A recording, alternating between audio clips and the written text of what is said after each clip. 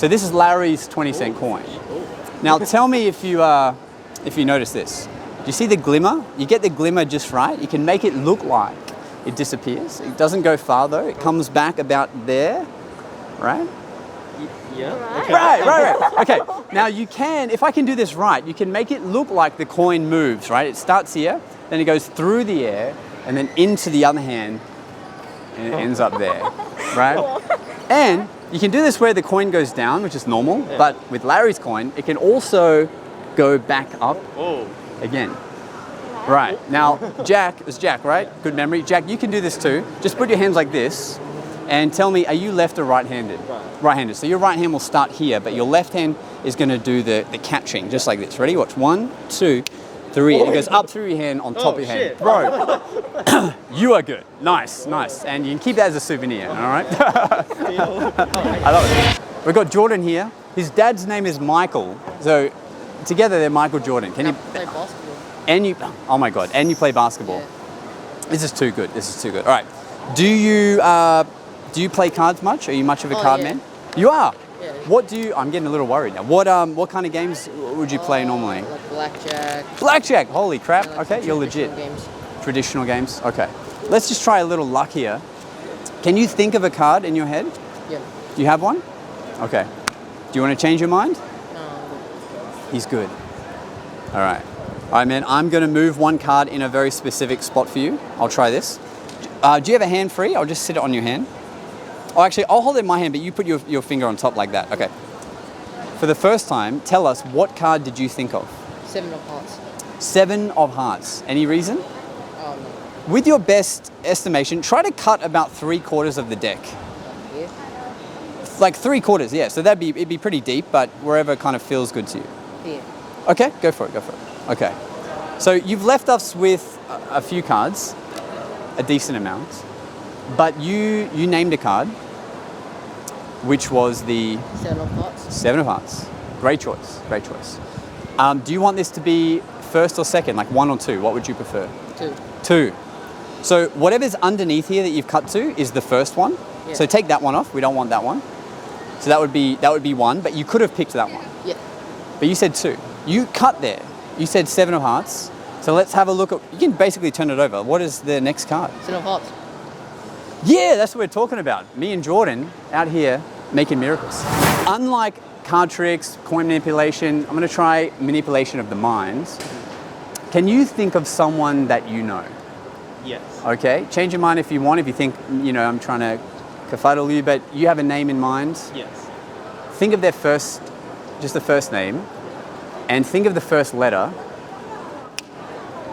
Okay, it's close. It's somewhere near the top. I'll stay next to you so the camera can see what I'm seeing. Oh, okay. It's a letter near the start, and the blink confirmed it. Okay, this is great. This is great. And it's okay. You won't be able to help but lead me towards it. So just think if they're male or female, just in your head. Mm-hmm. Again, you looked at me, so it's probably a female. No, it's probably a male. And okay, nice. Now imagine their name is written on my hand. Okay. And if you were to say a name completely different to the one you're thinking of, what name would you say? Jacinda. Yeah. Jacinda. Long name. Origin not Australian origin, I don't think. Okay. Here's what I think. You thought of that name freely, yes? You have not told me, you haven't told anyone else the name? No. We haven't met before. No. But you know my name is Josh, but I have my driver's license, which shows your full legal name. Okay. And although my first name is Josh, I'll show the camera. This is my second name. Could you tell us what the name is that you thought of? David. Does that look something like oh my middle name? Joshua David Norbido, legit license number 0. No, that's not important. So, my friend, thank you for playing. Appreciate it. Yeah, Give it up for these guys, and we'll see you on YouTube. And what's up? Welcome to the mid-video announcement. Now, I got to tell you, this next group was one of my favorites, and there was so much bravado, so much energy, so much randomness. But I get home to edit the video, all excited, and I come to realize there's no audio. Someone smart like myself thought I'd go out and film without charging my Wireless Go microphone. So by the time we got to these guys, which are so awesome, there's no audio in this clip whatsoever. But as a professional, I didn't want to throw it in the proverbial bin. I thought, you know what? I am an entertainer, so I will entertain you by voiceovering, at least to my knowledge, what happened on that day. So I'm going to run the clip, and I'll just walk you through what happened with these gents. So let's do it. All right, here we go. So let me introduce you to my friends. This is Huey, Dewey, Louie, and you are a name so similar to them, and I'm going to say yours is Gooey.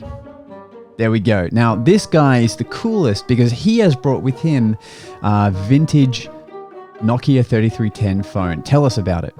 Well, it's pretty cool, but I can't figure out where the my headphones go in, but I'm trying to figure it out. He's so cool because he can really flex that he has such a big piece of hardware, you know what I'm saying? So he doesn't want it though. He's trying to eBay it off. So right now he's talking to the camera. He's like, look, if anyone wants it, it doesn't come with any cables, but we can work something out. All right, cut to, we've done enough banter. I've done enough building rapport. We're pulling out the cards. So I'm going to show them this card trick. Now, in all honesty, this is a brand new effect that I've wanted to try.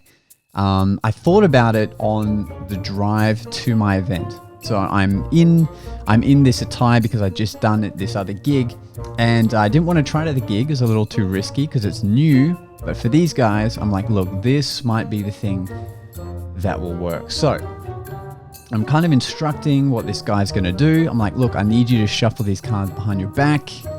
I'm asking him, are you the most gullible of the group? He's like, yes, I am. And he takes the cards. I make sure he can cut them in front of him before he tries to do it behind him. So meanwhile, my Uber Eats order turns up. So I'm like, guys, just watch out a sec. Move your Nokia 3310 out of the way because that will definitely puncture the tire. And our mate drops off my Subway order. He sits it off camera. And meanwhile, we continue with the effect. Now, our friend has his backpack on forwards because you can't trust who's in Brisbane. You know what I'm saying? So meanwhile, he has a second phone because he is gangster. Now, we both have a deck of cards each. So the idea I had in my head was that behind our backs, we would shuffle a deck of cards up. Then we'd take a card, turn it upside down, and we put it back into our decks. So the thing is, although I have an idea of how I'll make this occurrence happen, it's all in his hands. Half the effect is completely up to him. And the fact that he can't even see what he's doing really means that there's every chance this won't work at all. But I'm committed and I love the adrenaline of trying this out. So he brings out his deck of cards and I'm like, cool, you still have the deck. This is good. Now, sometimes what you would do is you would get the spectator to show their card first so that if you think it's not going to work, then you might make some corrections with your deck. But for me, before he even shows me, I'm like, you know what? I'm going to make one more correction. I'm going to cut the deck one more time to really bury my card in the deck. And I'm going to show you my card first. So I spread through and I look for my reverse card and I show him it first. So I'm committed. I'm like, I'm in this. It's either going to be a fail or not. And to make sure it works, I invite my vigilante crime fighters over from up the road. Really random that they were here because I thought they had a night off. But anyway, so they've come to watch to make sure it works. And I show him, look, this is a 3 of diamonds. I don't know. Honestly, I do not know if he has also turned over the 3 of diamonds. I don't know for sure. So he spreads through. I'm really hoping he's actually listened to what I've said and reversed the card, in which case he has.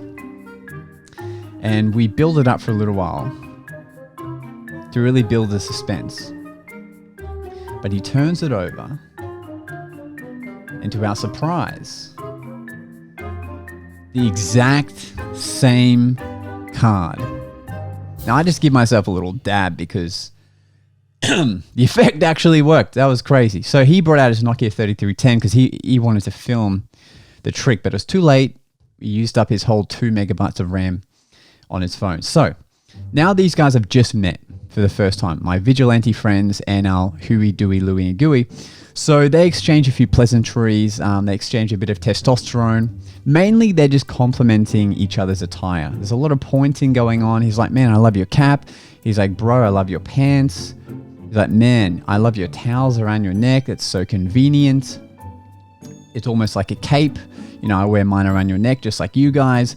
This whole thing is just beautiful. You know what I'm saying? Just, it's a friendship in the making.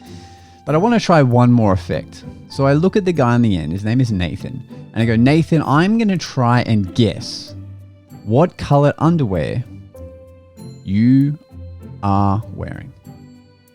Are you wearing underwear? He's like, yep. Yeah, I am.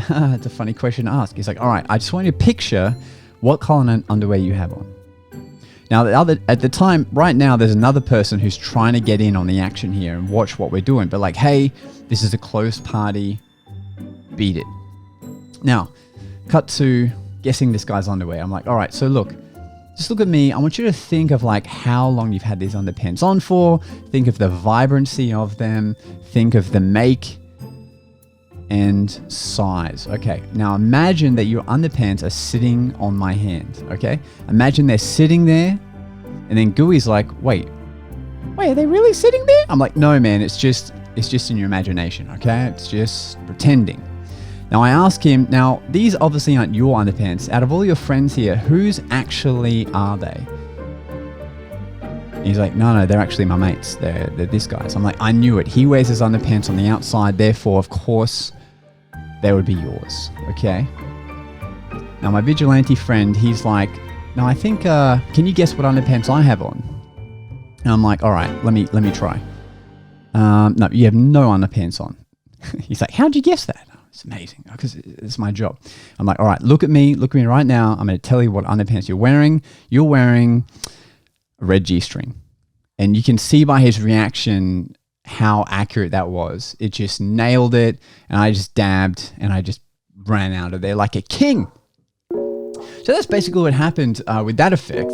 My dog's barking because he can't believe the accuracy in which I picked what color underpants he had. So thank you for watching. That was pretty much the vlog. I really enjoyed getting out there and doing some live magic again on the street. I haven't done that since my boy Jason Ma left me for Sydney. So thank you for watching. I'll see you next time. See you on the camera, on the tubes. Until then, stay classy. See ya.